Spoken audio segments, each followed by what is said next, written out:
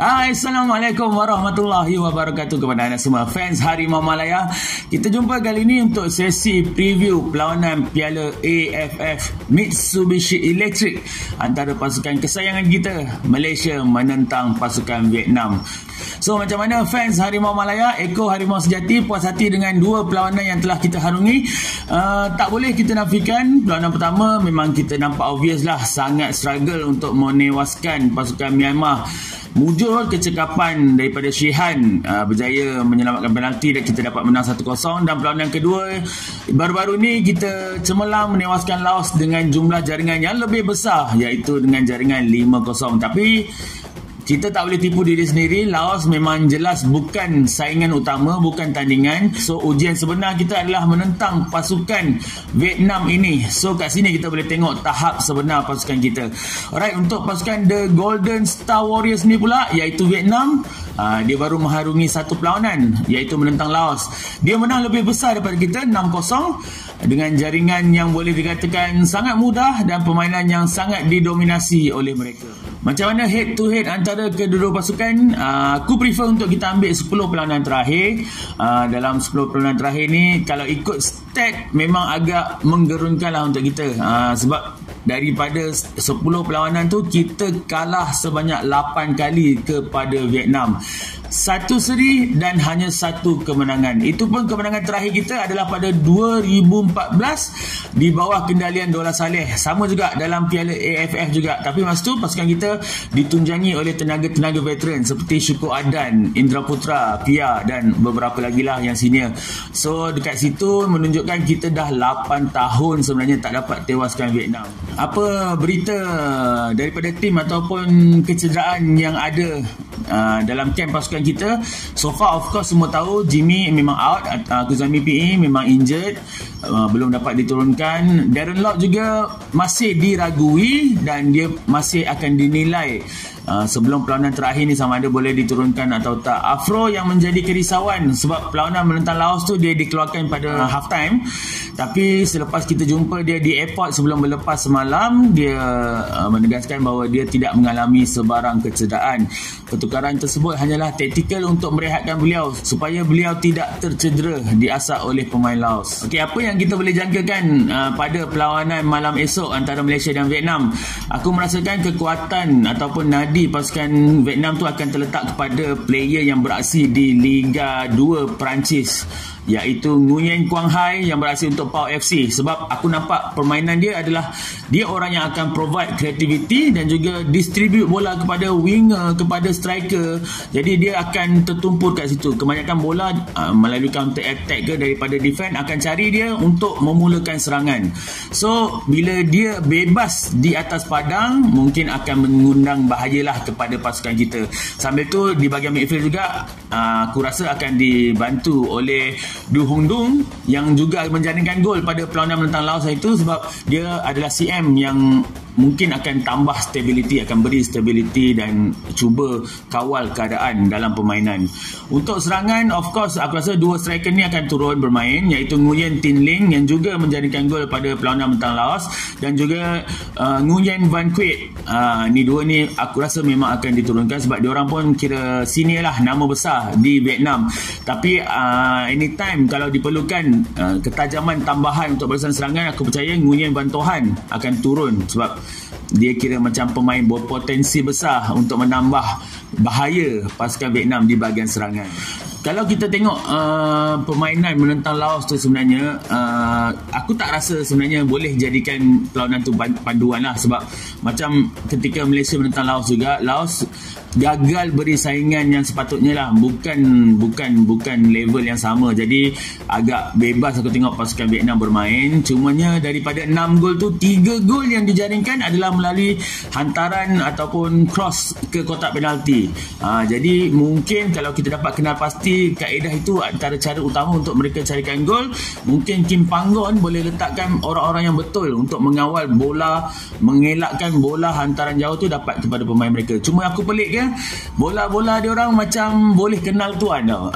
Bola jauh dia memang boleh sampai dekat player dia orang. So kita pastikan man marking tu ketat dan sukarkan mereka untuk dapatkan bola. Untuk side Malaysia, aku percaya ketiadaan Jimmy akan membawa banyak kesan juga kepada barisan pertahanan, sebab yang ada sekarang kita cuma ada 2 pure centre back, iaitu Afro, Syarul Nazim dan juga Dominic Tan.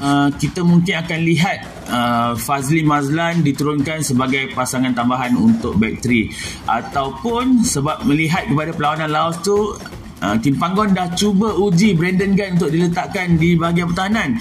Mungkin juga Brandon Gunn akan diturunkan, tapi kalau tanya aku prefer Brandon Gunn juga, sebab aku rasa dia lebih baik dalam membaca permainan dan juga physical appearance dia sangat bagus. Untuk wingback belah kiri, aku percaya Nur Hakim Hassan tak ada sebab untuk tidak dikekalkan, sebab 2 assist yang dilakukan pada perlawanan menentang Laos bagi aku sangat mengagumkan. 1 gol untuk Aguero dan 1 gol untuk Mickey.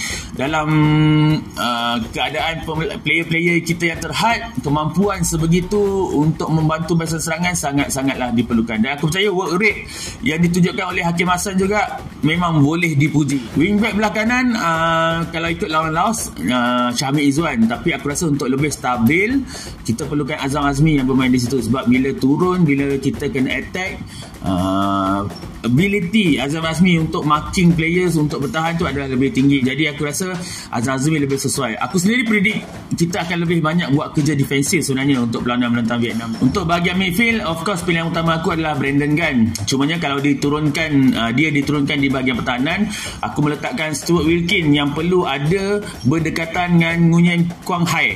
So sebab aku cakap tadi, dia adalah punca kreativiti dan distributor bola dalam pasukan Vietnam. Memang kita kena ada letak seorang man mark dia dengan rapat supaya dia tidak boleh bebas melakukan hantaran. So kalau Brandon Gunn main defense, aku percaya Wilkins boleh jalankan tanggungjawab itu. Dan juga pasangannya, kalau Brandon Gunn tak ada, of course kita boleh mengharapkan kepada David Rowley lah dalam perlawanan menentang Laos. So walaupun bukanlah prestasi terbaik dia, tapi aku percaya dia dah buat kerja dengan efektif, berlari hampir keseluruhan padang. So aku percaya Rowley boleh jalankan tugas tersebut.